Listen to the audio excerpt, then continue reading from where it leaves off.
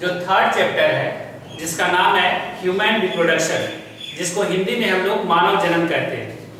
तो यहाँ पर हम लोग इस पूरे ह्यूमन रिप्रोडक्शन को हम लोग यहाँ पर एक्सप्लेन करने वाले हैं। तो ये जो ह्यूमन रिप्रोडक्शन जो आपका मानव जन्म जो ये चैप्टर है, इस पूरे चैप्टर को हमने 11 टॉपिक्स में डिवाइड कर दिया है।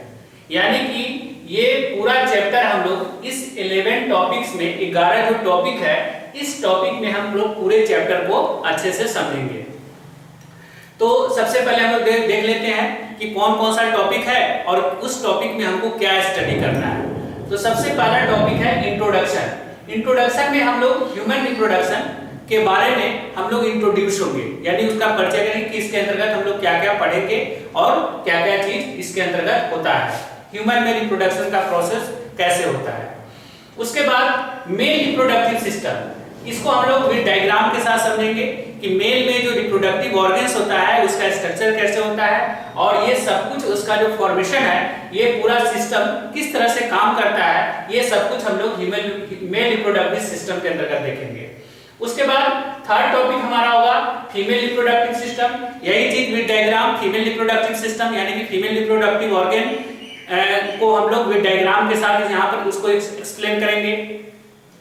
उसके बाद फोर्थ हमारा टॉपिक होगा गैमेटोजेनेसिस, जिसमें गैमेट्स का फॉर्मेशन कैसे होता है, मेल रिप्रोडक्टिव ऑर्गन्स के अंदर जो स्पर्म का फॉर्मेशन होता है वह कैसे होता है, फीमेल रिप्रोडक्टिव ऑर्गन्स के अंदर जो एग का फॉर्मेशन होता है वह कैसे होता है। तो ये सब कुछ हम लोग गैमेटोजेनेसिस के अंतर्गत स्टडी करेंगे।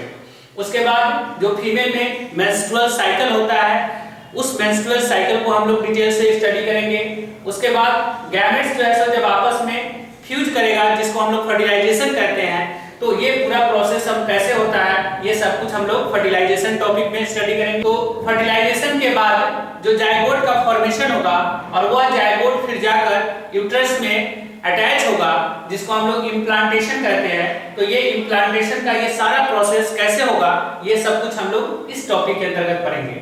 उसके बाद फिर प्रेगनेंसी शुरू हो जाएगी, है ना, और फिर उसके बाद उसके अंदर ये जो है जायगोट जो है वह फिर एम्ब्रियो में डेवलप होगा और फिर ये एम्ब्रियोनिक डेवलपमेंट कैसे होता है, ये सब कुछ हम लोग इस टॉपिक में देखेंगे। और उसके बाद एम्ब्रियो जो है सो कंप्लीट डेवलप हो जाएगा फीटस में, और फिर फीटस जो है सो माँ के शरीर से अलग होगा, है ना। इस प्रोसेस को हम लोग पार्टिशन कहते हैं। तो फिर पार्टिशन को देखेंगे और सबसे लास्ट हमारा जो टॉपिक होगा वह होगा लैक्टेशन।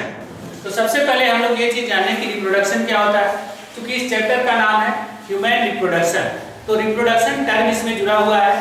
तो रिप्रोडक्शन क्या है? Reproduction is an important biological process by which an organism give rise to another organism similar to itself. यानी कहने का मतलब यह है कि रिप्रोडक्शन जो है एक ऐसा प्रोसेस है जिसमें जितने भी लिविंग ऑर्गेनिज्म होते हैं वह सारे लिविंग ऑर्गेनिज्म अपने समान जीव को उत्पन्न करते हैं। यह एक प्रोसेस है और जो प्रोसेस जो है सो लिविंग ऑर्गेनिज्म बार बार करते रहता है। रिप्रोडक्शन का मतलब ही यही होता है। रिप्रोडक्शन जो है ये दो टर्म से बना हुआ है। री का मतलब अगेन एंड प्रोडक्शन का मतलब टू प्रोड्यूस। यानी कि इसमें क्या होगा, री का मतलब अगेन एंड अगेन, यानी कि कोई भी लिविंग ऑर्गेनिज्म, मान लीजिए कि सपोज दैट कि मोहन जो है यह एक व्यक्ति है और इसके जो है दो संतान हैं। मान लीजिए सपोज दैट कि राधा, है ना, एंड सोहन, ये दो इसके संतान हुए। तो मोहन ने रिप्रोडक्शन का जो प्रोसेस किया उसके द्वारा इसके दो संतान हुए, राधा और सोहन। फिर मोहन के माता पिता ने जो रिप्रोडक्शन का प्रोसेस किए, इनके जो पेरेंट थे उन्होंने किया, तो इनके फादर और जो मदर थे इन्होंने जो रिप्रोडक्शन किया तो उसके द्वारा मोहन की उत्पत्ति हुई। मोहन ने भी यही काम किया तो राधा और सोहन की उत्पत्ति हुई। आगे भी यही प्रोसेस जो है सो होने वाला है।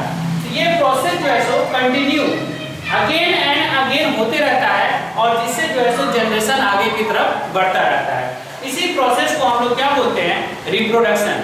तो ये जो प्रोसेस है रिप्रोडक्शन का, ये इस अर्थ पर जितने भी लिविंग ऑर्गेनिज्म है वह सभी लिविंग ऑर्गेनिज्म इस प्रोसेस को करते हैं, अपनाते हैं। और लेकिन रिप्रोडक्शन का जो प्रोसेस है ये सभी जीवों में देखा जाता है कि सभी एक ही तरीके से नहीं करते हैं। अलग अलग जीव जो है सो अलग अलग तरीके से जो रिप्रोडक्शन का प्रोसेस करते हैं, जिसमें वह अपने समान जीव को जन्म उत्पन्न करते हैं। तो कुछ जीव ऐसे होते हैं जो कि जिसमें मेल और फीमेल दोनों आपस में फिजिकल कांटेक्ट करते हैं, गैमेट्स का फ्यूजन होता है और उससे जो है नए ऑफस्प्रिंग का जो है फॉर्मेशन होता है। कुछ जीवों में देखा जाता है कि पेरेंट जो है सो अपने बॉडी को 2 और मोर पार्ट में, 2 या 2 से अधिक पार्ट में डिवाइड कर देता है और हर एक पार्ट जो है सो उसका ऑफस्प्रिंग फॉर्म कर लेता है। कुछ जीवों में देखा जाता है कि बडिंग का प्रोसेस होता है, कुछ जीवों में फ्रेगमेंटेशन होता है। अलग अलग जीवों में हमको अलग अलग तरीके से ये मेथड देखने को मिलता है। तो इसके आधार पर रिप्रोडक्शन को हम लोग 2 पार्ट में क्लासिफाई करते हैं, एक एसेक्सुअल रिप्रोडक्शन और दूसरा सेक्सुअल रिप्रोडक्शन, है ना, जिसको अलैंगिक जनन और लैंगिक जनन कहते हैं। तो एसेक्सुअल रिप्रोडक्शन में क्या होगा कि इसमें सिर्फ सिंगल पेरेंट ही इन्वॉल्व होगा, यानी कि इसमें मेल और फीमेल की जरूरत नहीं होगी, इसमें गैमेट्स की रिक्वायरमेंट नहीं होती है, विदाउट फ्यूजन ऑफ गैमेट्स, है ना। यहाँ पर क्या होगा कि विदाउट फ्यूजन ऑफ गैमेट्स, इसमें गैमेट्स के फ्यूजन की जरूरत नहीं होती है। तो जहां पर बिना गैमेट्स की आवश्यकता नहीं हो, बिना फ्यूजन ऑफ गैमेट्स के ही ऑफस्प्रिंग का फॉर्मेशन हो जाए, तो इसको हम लोग एसेक्सुअल रिप्रोडक्शन का प्रोसेस कहेंगे, मेथड। सेक्सुअल रिप्रोडक्शन, तो सेक्सुअल रिप्रोडक्शन में क्या होगा कि यहाँ पर 2 पेरेंट की आवश्यकता होगी और दोनों अपोजिट सेक्स का होगा, यानी कि एक मेल होगा और दूसरा फीमेल होगा। यहाँ पर गैमेट्स की रिक्वायरमेंट होती है, मेल के द्वारा जो मेल गैमेट्स रिलीज किया जाता है, फीमेल के द्वारा फीमेल गैमेट्स, है ना, स्पर्म और एग, और ये दोनों आपस में फ्यूज करते हैं और फ्यूजन के बाद जो है ये ऑफस्प्रिंग का फॉर्मेशन होता है। तो इस मेथड को हम लोग सेक्सुअल रिप्रोडक्शन कहेंगे। तो हम लोग पढ़ रहे हैं ह्यूमन रिप्रोडक्शन के बारे में। तो ह्यूमन में जो रिप्रोडक्शन का प्रोसेस देखा जाता है वह सेक्सुअल रिप्रोडक्शन होता है, क्योंकि ह्यूमन जो है एक जितने भी मैमल्स हैं, मैमल्स क्लास के अंदर, मैमेलिया क्लास के अंतर्गत ह्यूमन जो है सो डेवलप्ड ऑर्गेनिज्म माना जाता है। तो जितने भी लार्जेस्ट डेवलप्ड ऑर्गेनिज्म होते हैं उन सभी में सेक्सुअल रिप्रोडक्शन का प्रोसेस देखा जाता है। जो भी ज़्यादा प्रिमिटिव है और जो बहुत ज़्यादा उसका बॉडी ऑर्गेनाइजेशन डेवलप नहीं है, तो वैसे ऑर्गेनिज्म में एसेक्सुअल रिप्रोडक्शन का प्रोसेस देखा जाता है। तो चूंकि ह्यूमन जो है ये बहुत ही वेल डेवलप्ड मैमेलिया क्लास के अंतर्गत आने वाला जीव है, इसलिए इसके अंदर जो प्रोसेस होता है वह सेक्सुअल रिप्रोडक्शन का होता है। तो सेक्सुअल रिप्रोडक्शन में होता क्या है कि 2 अपोजिट सेक्स, इसमें 2 पेरेंट की जरूरत होती है, दोनों अपोजिट सेक्स होने चाहिए।